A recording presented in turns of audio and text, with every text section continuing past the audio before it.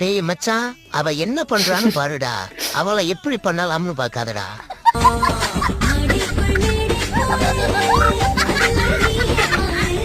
நீங்க எப்ப சிங்கிளா சந்தோஷமா இருக்கீங்களோ கரெக்டான பர்சன் உங்களை தேடி வருவாங்க. Wait for it. அடங்கொத்த போடா.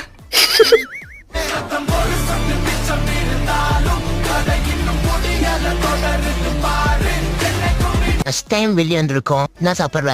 4 பட்டர் நானு, ஒரு பன்னீர் பட்டர் மசாலா, ஒரு ஹாட் பெப்பர் மஷ்ரூம், ஒரு 65, ஒரு குஷ்கா, அதுக்கப்புறம் கடைசியில குடிக்கிறதுக்கு காளையன் கோலி சோடா.